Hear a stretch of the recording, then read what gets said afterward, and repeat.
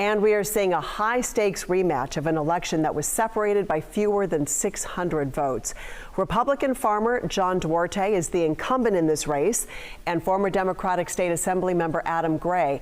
They are set to face off in this upcoming election to represent parts of the Central Valley in Congress.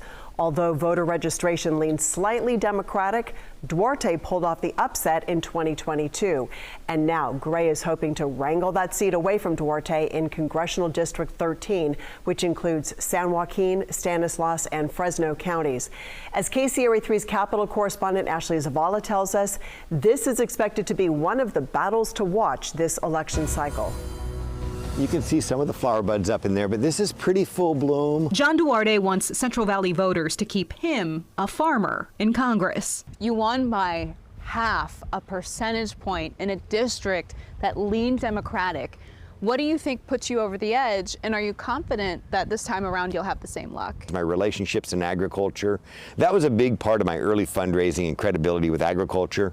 You know, I've been in the middle of fights here in the district. These are really people I want to go to the mat for. Duarte describes himself as a moderate Republican and has promised to stand up to his party. In the beginning of his term, he did, by first rejecting the House's Secure the Border Act of 2023, also known as H.R. 2. Among many things, it would ramp up border security, immigration law enforcement, and continued construction of the wall along the U.S.-Mexico border. Despite his recorded no vote, he has been supporting the proposal lately. I know recently you've been vocal about supporting H.R. 2, but you initially voted against it. You're one of two Republicans that did not. Over the E-Verify clause that I know you had concerns about how it would impact ag families, working families, those who are undocumented in your community. What changed? Every version of H.R. 2 that has been hooked to a continuing resolution or has been attempted through the House since the original one passed, I voted against it, has had E-Verify removed. So we got that. That was a big win for working families in our district. It was a big win for those who want to see real immigration solutions. Now what I'm pushing is I don't want the watered down border security that the Senate came up with. We need to have the rigorous border security that H.R. 2 provides without E-Verify. And if we need to compromise and make a bipartisan compromise that works for both sides, let's hook to it a DACA fix. Let's hook to it a guest worker program. Let's do something that secures the border but brings working families out of the shadows and lets them have full access to the American dream. But he acknowledged that the very divided Congress has not been able to agree and therefore do much. Do you worry how this presidential election, with little enthusiasm among voters, just period, I mean, do you worry that that might hamstring you in this upcoming election? I don't know. I'm going to do my thing here in the Valley. Obviously, this was a Biden 11 district. I'm not running on the presidential ticket.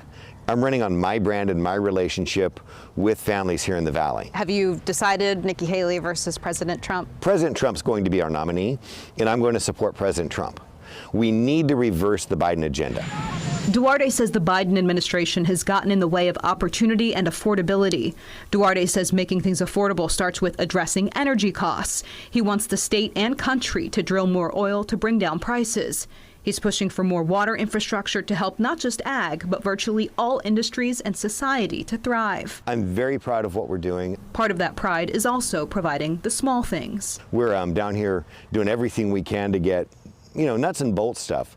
Road improvement in Mendota. That's what Victor Martinez, the mayor of Mendota, needed. Javier Lopez here in Ceres needs help with the water lines coming out to connect him into surface water for Ceres.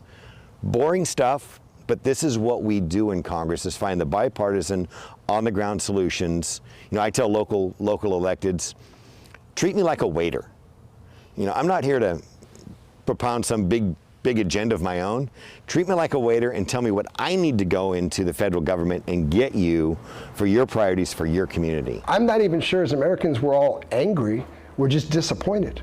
We sent people to do a job, and nothing's getting done. Adam Gray says he's ready for the rematch. It was a nice year hiatus from being in office, but those of us who believe in consensus and compromise and working together need to step up and run for office. The former state assemblyman is vowing to actually find ways to work across the aisle in Congress to bring more resources to the Valley, something he was so close to doing in the last election. Your votes were separated by less than 600.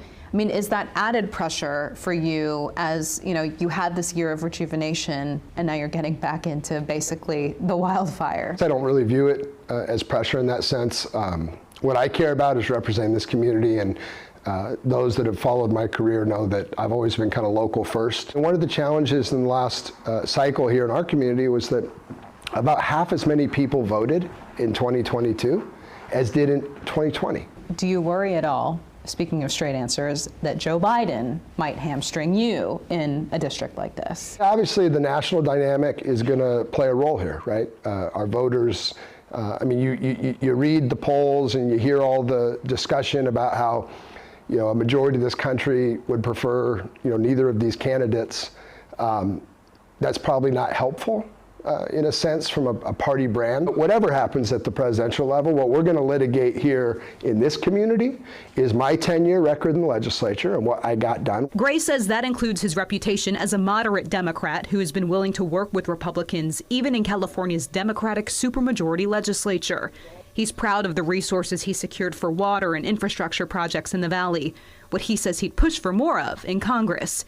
He also supports the transition away from oil and gas and toward renewable energy. The transition from fossil fuels to clean energy has got to be done on the right time frame with the right infrastructure investments and other things. It's not an overnight transition, right? And we want to do it in a way that's not harmful to our economy. And for every job that we lose in the traditional fossil fuel economy, we need to make sure we're creating one or even two jobs in the green energy future. Gray also secured hundreds of millions of dollars to establish a brand new medical school at UC Merced. As the Valley grapples with healthcare provider shortages, he notes building the healthcare workforce is key. My attitude in going to Washington, D.C. is how can we continue to grow the medical school program? How can we bring additional infrastructure opportunities into our community? How can we bolster our ag economy, protect our water, but also foster new opportunities and new economies and industries off of the research done at UC Merced. Gray noted politics has held up progress in Congress, especially on immigration and the holdup of a potential border deal. I certainly think that's pathetic and un-American to walk away from the opportunity for progress just because you want to win an election. I think we both need to have a more functional immigration system that works better for folks that are trying to come to this country and make their lives better and their families' lives better. If there were truly 4 or 5 moderates in the House, well, they could get together with the Blue Dogs and the New Dems, and they could put 218 votes together to get immigration reform done, right? But are they doing that?